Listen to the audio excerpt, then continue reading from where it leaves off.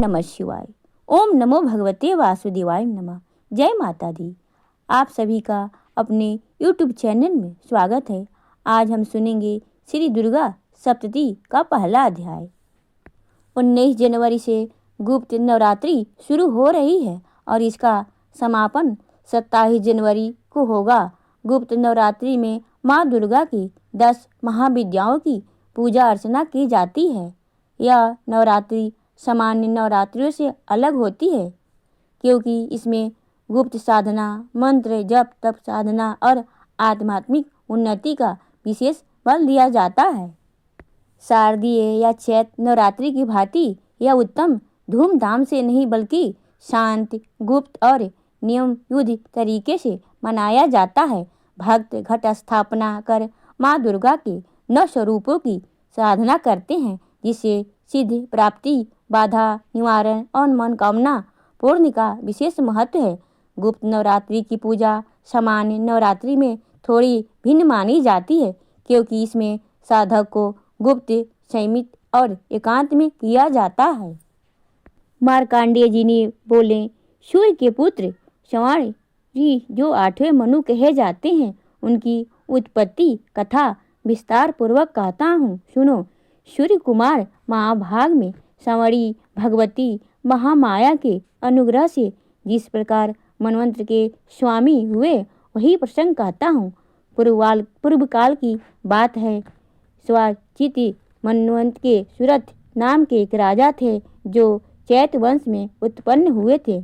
उनका समस्त भूमंडल पर अधिकार था। वे प्रजा का अपने ओर से पुत्र की भांति धर्म पूर्वक पालन करते थे, तो भी उस समय लोकाभिजंसी नाम के क्षत्रिय उनके शत्रु हो गए। राजा सूरत की दंड नीति बड़ी प्रबल थी। उनका शत्रु के साथ संग्राम हुआ। यद्यपि कुलाभिजंसी संख्या में कम थे तो भी राजा सूरत युद्ध में उनसे परास्त हो गए। तब वे युद्ध भूमि में से अपने नगर को लौट आए और केवल अपने देश के राजा होकर रहने लगे। समूची पृथ्वी से अब उनका अधिकार जाता रहा, किंतु वहाँ भी उन प्रबल शत्रुओं से उस समय महाभाग राजा सूरत पर आक्रमण कर दिया। राजा बल क्षीण होता चला गया, इसलिए उनके दुष्ट, बलवान एवं दुरात्मा मंत्रियों ने वहाँ उनकी राजधानी में भी राजकीय सेना और खजानों को हथिया लिया। सूरत का प्रभुत्व नष्ट हो चुका था, इसलिए वे शिकार खेलने के बहाने घोड़े पर सवार हो वहां से अकेले ही एक घने जंगल में चले गए। वहां उन्होंने विप्रवर मेघा मुनि का आश्रम देखा। वहां कितने ही हिंसक जीव अपनी स्वाभाविक हिंसावृत्ति छोड़कर परम शांत भाव से रहते थे। मुनि ने बहुत से शिष्य उन वन की शोभा बढ़ा रहे थे। वहां जाने पर मुनि ने उनका सत्कार किया और वे उन मुनिश्रेष्ठ के आश्रम पर इधर उधर विचरते हुए कुछ काल तक रहे। फिर ममता से आश्रित होकर वहाँ इस प्रकार चिंता करने लगे, पूर्व काल में मेरे पूर्व जन्मों से किसका पालन किया था वही नगर आज मुझे रहित है। पता नहीं मेरे दुराचारी भृत्यगण उसकी धर्म पूर्वक रक्षा करते हैं या नहीं। जो सदा मदद की वर्षा करने वाला और शूरवीर था वह मेरा प्रधान हाथी अब शत्रु के अधीन होकर न जाने किन भोगों का भोगता होगा। जो लोग अब मेरी कृपा, धन और भोजन पाने से सदा मेरे पीछे पीछे चलते थे वे निश्चय ही अब दूसरे के राजाओं का अनुसरण करते होंगे। उन अपमयी लोगों के द्वारा सदा खर्च होते रहने के कारण अत्यंत कष्ट से जमा किया गया हुआ मेरा वह खजाना खाली हो जाएगा। वे तथा और भी कई बातें राजा सूरत निरंतर सोचते रहते थे। एक दिन उन्होंने वहाँ मेघा से आश्रम के निकट एक वैश्या को देखा और उनसे पूछा, भाई तुम कौन हो? यहाँ तुम्हारे आने का क्या कारण है? तुम क्यों शोकग्रस्त और अनमने से दिखाई देती हो? राजा सूरत यह प्रेम पूर्वक कहा हुआ वचन सुनकर वैश्य ने विनीत भाव से उन्हें प्रणाम करके बोला और कहा। वैश्य बोला, राजन, मैं धनियों के कुल में उत्पन्न हुआ एक वैश्य हूँ। मेरा नाम समाधि है। मेरे दुष्ट स्त्री पुत्रों ने धन के लोभ से मुझे घर से बाहर निकाल दिया है। मैं इस समय धन, स्त्री और पुत्रों से वंचित हूँ। मेरे विश्वसनीय बंधु ने मेरा ही धन लेकर मुझे दूर कर दिया है। इसीलिए दुखी होकर मैं वन में चला आया हूँ। वहाँ रहकर मैं इस बात को नहीं जानता कि मेरे पुत्रों की, स्त्री की और स्वजनों की कुशल है या नहीं। इस समय मेरे घर में कुशल से रहते हैं अथवा उन्हें कोई कष्ट है। मेरे पुत्र कैसे हैं? क्या वे सदाचारी हैं अथवा दुराचारी हो गए हैं? राजा ने पूछा। जिन लोभी स्त्री पुत्र आदि ने धन के कारण तुम्हें घर से निकाल दिया, उनके प्रति तुम्हारे चित्त में इतना स्नेह का बंधन क्यों है? वैश्य बोला। आप मेरे विषय में कैसी बात करते हैं वह सब ठीक है, किंतु मैं क्या करूं? मेरा मन निर्दुष्टता नहीं धारण करता। जिन्होंने धन के लोभ में पकड़कर पिता के प्रति स्नेह, पति के प्रति प्रेम तथा आत्मीयजन के प्रति अनुराग को तिलांजलि दे मुझे घर से निकाल दिया है, उन्होंने प्रति मेरे हृदय में इतना स्नेह है।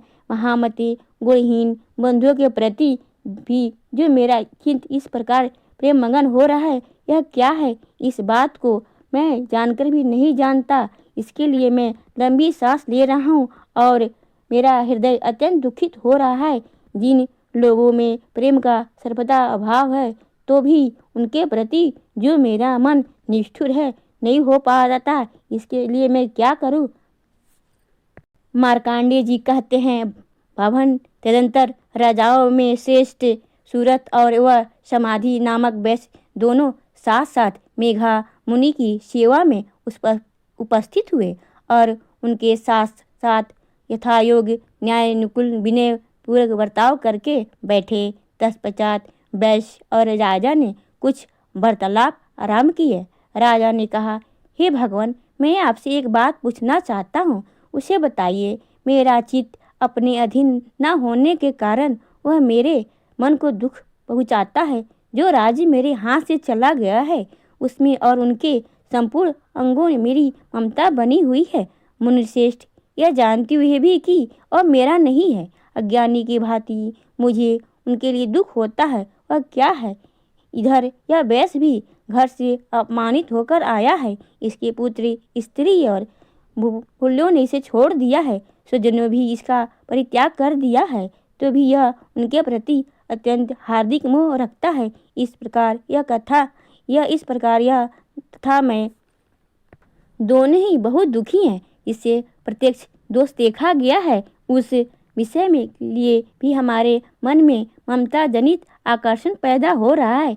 महाभाग, हम दोनों समझदार हैं, तो भी हमने जो मोह पैदा हुआ है वह क्या है? विवेक शून्य पुरुष की भांति मुझ में और इनमें भी यह मूढ़ता प्रत्यक्ष दिखाई दे रही है। ऋषि बोले, महाभाग, विषय मार्ग ज्ञान सब लोगों को है, इसी प्रकार विषय भी सबके लिए अलग अलग है। कुछ भागी दिन में नहीं देखते और दूसरे रात में ही नहीं देखते, तथा कुछ जीव ऐसे हैं जो दिन और रात्रि में भी बराबर देखते हैं।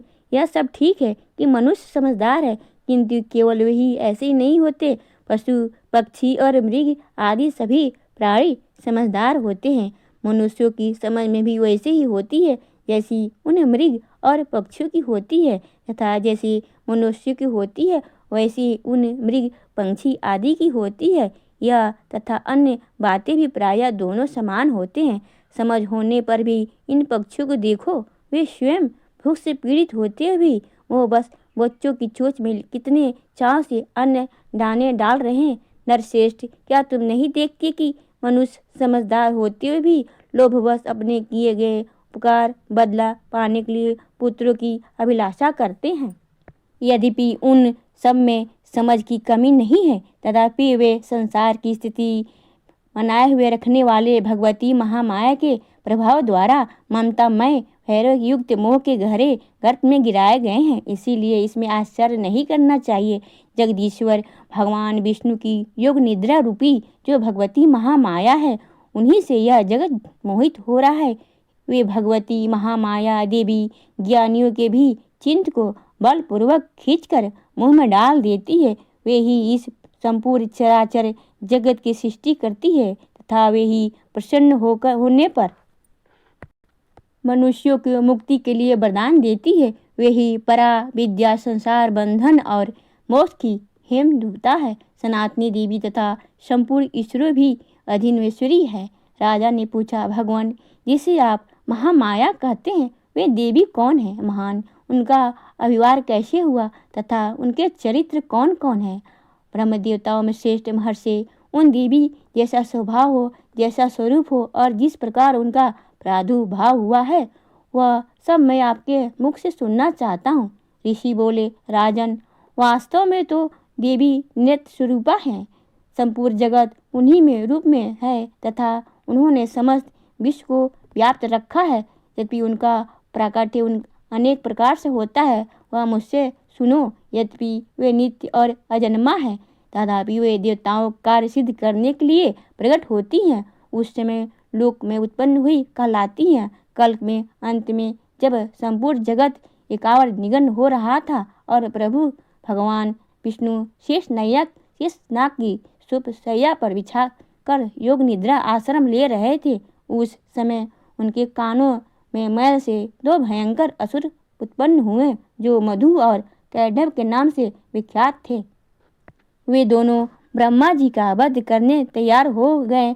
भगवान विष्णु के नाभि कमल से ब्रह्मा प्रजापति ने उन दोनों भयानक असुरों को अपने पास आया और भगवान सोया हुआ देखा। तब एकार्जित होकर उन्होंने भगवान विष्णु को जगाने के लिए उनके नेत्रों में निवास करने वाली योग निद्रा आसन प्रारंभ किया, जो कि इस विश्व की देवेश्वरी, जगत को धारण करने वाली, संसार पालन और संहार करने वाली तथा तेज स्वरूप भगवान विष्णु की अनुपम शक्ति है। उन्हीं भगवती निद्रा देवी की भगवान ब्रह्मा स्तुति करने लगे। ब्रह्मा जी ने कहा, हे देवी, तुम्ही स्वाहा, तुम्ही स्वथा और तुम्ही अष्टवार हो।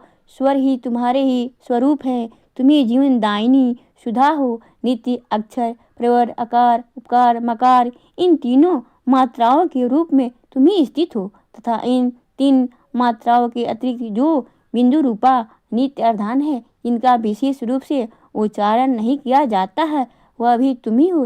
हे देवी, तुम्ही संध्या, तुम्ही सावित्री, परम जननी हो। हे देवी, तुम इन विश्व ब्रह्मांड धारण करती हो। तुमसे ही इस जगत की सृष्टि होती है, तुम्ही इसका पालन से होता है और सदा तुम्ही कल्प के अंत में सबको अपना ग्रास बना लेती हो। जगतमय देवी, इस जगत को उत्पत्ति के समय तुम सृष्टि रूपा हो, पालन काल में स्थित रूपा हो तथा कल्पना के समय संहार धारण करती हो। तुम्ही महाविद्या, महामाया, महामेधा, महास्मृति, महामोहरूपा, महादेवी, महासूरी हो। तुम्ही तीनों गुणों को उत्पन्न करने वाली सबकी प्रकृति हो। भयंकर काल रात्रि, महारात्रि और मोहरात्रि भी तुम्ही हो। तुम्ही श्री, तुम्ही ईश्वरी, तुम्ही ही और तुम्ही मोद स्वरूपा बुद्धि हो। लज्जा, पुष्टि, तृष्टि, शांति और क्षमा तुम्ही हो। तुम्ही खंडदायिनी, शूलधारिणी, घोर रूपा तथा गदा, चक्र, शंख और धनुष धारण करने वाली हो। माघ, त्रिशुंडी और परिध, ये तीनों तुम्हारे अस्त्र शस्त्र हैं। तुम सोम और सुमित्र हो। इतना ही नहीं, जितने ही सौम्य एवं सुंदर पदार्थ हैं, उन सबकी अपेक्षा तुम्ही अत्यंत सुंदरी हो। पर अपर सबसे परे रहने वाली महेश्वरी तुम्ही हो। सर्वरूपीय देवी, कहीं भी सत्य असत्य रूप जो भी वस्तुएं हैं, उन सबकी जो शक्ति है वह तुम ही हो। ऐसी अवस्था में तुम्हारी स्तुति क्या हो सकती है? जो इस जगत की सृष्टि, पालन और संहार करते हैं, उन भगवान को भी जब तुमने निद्रा के अधीन कर दिया है, तब तुम्हारी स्तुति करने से यहाँ कौन समर्थ कर सकता है?